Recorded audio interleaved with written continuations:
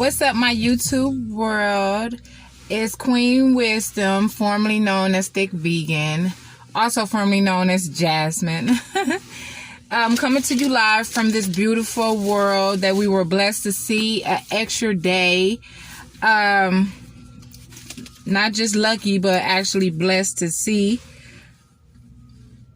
To bless you with the wisdom that God has blessed me with to share with this beautiful world. So last night I could not sleep, even though I got some good rest once I got to sleep. But let me see, this is day 13. I've been dealing with this sharp pain in my back, and it was shooting down my sciatic, down my legs to my big toe. And day 6, I just really couldn't take it anymore, and I was just questioning, and why me, woe is me, why, and I just could not understand, like, what did I do wrong? Like, why am I going through this? And I had to remember that there's so many other people that's going through way more than some little back issue. I'm still able to walk. I'm still able to do things. But I was just like cursing God and just so confused as to why am I going through this? I am a good person. I don't do anything bad to the world. I'm sorry, I have to take this jacket off because it's so big. That's why my new location, we're going to keep it on the hush. We ain't about to say nothing about that. But I won't have to wear big bulky jackets for too long. So I was writing before I fell asleep, and this will help me go to sleep. Because I listen to a lot of motivational speakers, and I listen to a lot of connecting with my purpose. That was another thing I had wrote, because I'm writing a book right now, so I'm not going to give y'all all my snippets. I wrote this in the middle of the night, and when I say my handwriting in the dark, my handwriting is more neater on here in the dark than it is when I'm writing during the day. Anywho. What's the plan? To find a job? Because if you're looking for a job, you're going to always look for a job. Job. They don't appreciate me. Woe is me. Blah, blah, blah, blah, blah. Job. You probably didn't experience so many different jobs. It's ridiculous. Job. Are you trying to find a job? Are you trying to find a career? Usually a career needs some educational background or some technical or some vocational background. And it's usually something that you thought you wanted to do, but it's not your calling. So you stick with it for about 20, 30, 40 years. And then you're going through a midlife crisis in your 50s, 60s, and 70s and wondering, why did you waste your life away? Then you have business owners and entrepreneurs, which is the top tier because you're in business for yourself. But with entrepreneurship, it has its ups and its downs. And if you're not mentally strong to deal with it and truly not devoted, you're going to fall by the wayside. You have to really be devoted when you're doing entrepreneurship and any business that you devote yourself to. Because if you devote yourself to, it can succeed. But years down the line, you usually hire people to fulfill that business idea, and you usually jump into another business idea. And then we have the top one. You can simply put your purpose first. What's your purpose? What were you created for? Why do God have you here another day? I thought something was flying outside. It is something flying outside. My mom it's bushes everywhere around her house, so it's like bugs everywhere in the cold. Why are y'all still alive? But anywho, your purpose, finding your purpose. And it's not even finding your purpose. You know what it is. It's remembering your purpose. You have so many distractions, whether you had kids, started different jobs. I thought I had my mask in my ear, but whether you have kids, started different jobs, had a relationship, a lot of distractions get us off our path in our journey. And we usually come back to it because God whips you in place. I need you on your journey. I need you focused. I need you to do what I sent you here to do. Not what you want to do, but what you're sent here to do. So that's the purpose. But the reason why I wanted to do this video is because the fear no one but God. Now that came to me at night, right before I went to bed. Fear no one but God. No one ever read between the lines with that scripture. Fear no one but God. What does that mean? Because is God evil?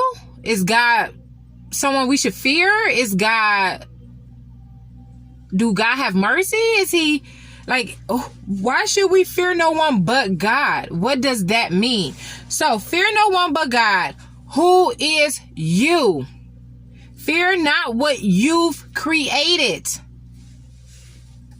You are the God in your life, and when you let learned conditions, things that you have learned, which is not your fault, because if you see someone get hit by a car, you're probably scared to cross the street a certain way. If you get in a car accident, you're probably scared to drive, or you cautious with driving.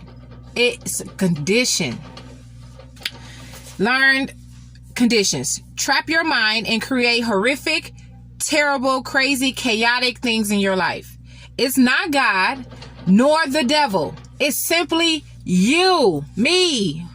The back pain, the sciatic nerve, that was caused by me. I was trying to think like, oh, I'm stressed out because the neighbor is a mess and she's irking my nerves. And then it wasn't that. It wasn't that. Okay, so, and then my cousin just passed away and I had so many emotions tied with that. And it was like, no, it's not that. It's not that. It is you. You're harming yourself. Self-affliction. Self-afflicting yourself. It might not be in the form of cutting yourself, but your thoughts is causing this nerve to shoot pain. It's time to snap it. It's snapping you together. It's God telling you, hey, stop being distracted. Get back on your path. Okay. Your thoughts created this thing that you fear, or this terrible thing you conditioned in your mind. If you drowned as a kid and you went in the water and you went too far deep and you drowned for a few seconds, and the person that saved you, shield you, run you away from the water and say you'll never get back in there, and coddle you and cradle you, and you never get back in the water because of that one moment. Unless you drown for them couple of seconds, the person that saves you teaches you how to properly swim, how to get in the water, how to go to the deep end. You'll be a master swimmer. It's all about what you've learned. You can have someone kill someone, but if morality is involved, if environments is involved, their guilt will eat them up, and it could be justifiable. Oh, this man was violating their child and they killed this person, but they feeling guilty because in the church they grew up in, killing is a sin. But then you have someone who is a cop and they kill for a living, or a CIA agent, or whatever the case may be. You have someone that kills for a living and it's justifiable, and they go home and they sleep like a baby. It's all about the morality and your conditioning and what you're thinking. Okay, back to, so guilt. If you pay too much attention to it, it will show up in your body. Guilt, anxiety, worry, stress, anxiousness. If you pay too much attention to it, it will show up in your body and in your life. It's like being in the middle of a tornado. You see your house getting tossed. You see your car getting tossed. You see your family flipping upside down. All this chaos around you. And in the midst of it, you see this one red, beautiful, blossomed rose. Instead of paying attention to the rose, you're worried about your family. You're worried about your house. You're worried about your car.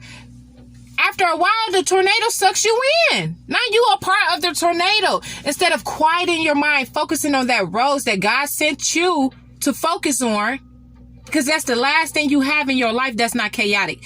Focus on the last thing before God takes everything away. Focus on the last thing that's not chaotic in your life. It could be something small. Your 1-year-old baby that makes you laugh. Your any kid that makes you laugh. Your grandparent, your mother, whoever the case may be. Focus on that one thing. Don't focus on the chaos around you and get swaddled up with the chaos.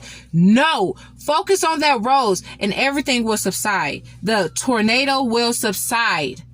Because you're focusing on something else. You're not focusing on everything around you. You're focused on what you're supposed to focus on. Okay, so guilt, if you pay too much attention to it, it will show up in your body and in your life.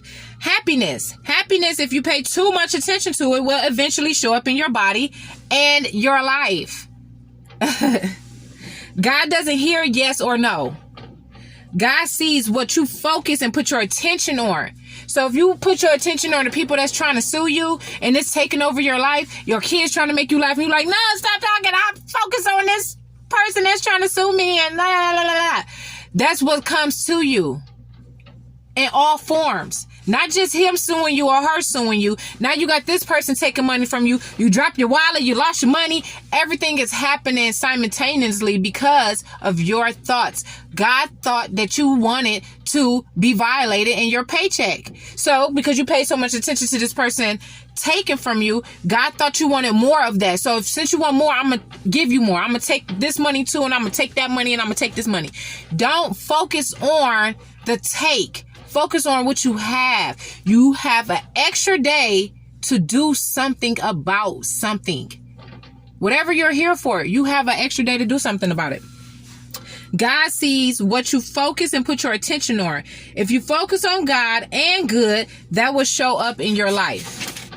When you focus on all the bad you're surrounded with, instead of that one good thing that's going perfect, that's looking perfect, it could just be your face. You might wake up in the morning and see how beautiful you are, and you admire your beauty, but you're so focused on Tom, Dick, and Harry doing you wrong. No, don't focus on that. It's like being in the middle of a tornado with the one beautiful rose.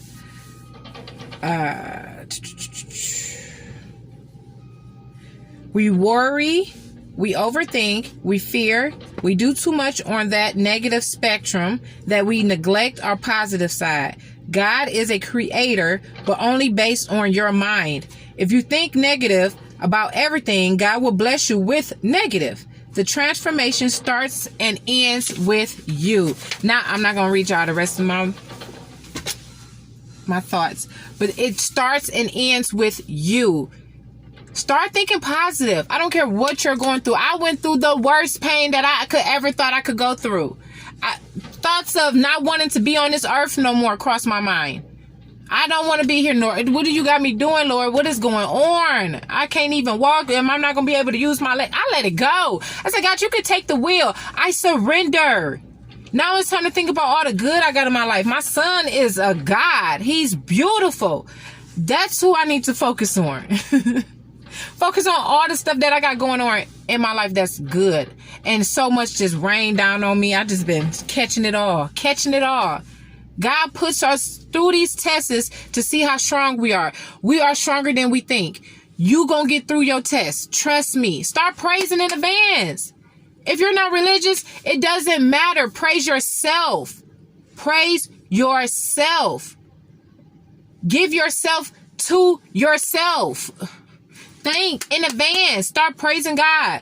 Praise in advance. Forget about all the bad that's going on in your life. It takes over you. It overwhelms you. It stresses you. It raises your blood pressure. It raises your insulin. It give you blood clots. It give you sciatic nerve pain. Let it go. Let it go. Don't let your body sabotage you because you're overthinking everything. Now you got lupus. Now you got autoimmune diseases. Because your body is fighting against you. It's tired of what you're holding on to. It's tired of holding on to all that pain. Let it go. It's tired of holding on to all that grief, that worry, that jealous, that enviness. Let it go. Start being happy. Find who you are. Seek you. Start praising you. I don't care what religion you are. Start praising you. Don't know. God is a jealous God. That's you. If you give your attention away to other people, your body would tear down. And that's a fact. God is a jealous God. Praise me first. Get up and stretch. Get up and work out. Get up and pray. Do something with yourself first before you give yourself to anybody. Because you're going to crumble. It's not an overwhelming world.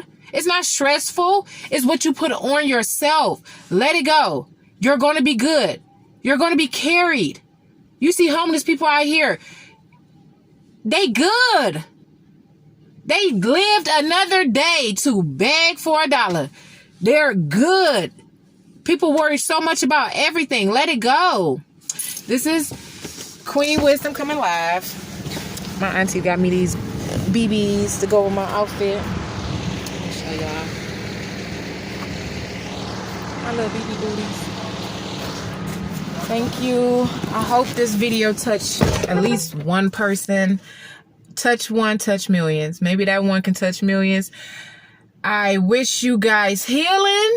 I wish you guys restoration, reflection, awareness, awaken. love, peace, joy. Create it. Peace out.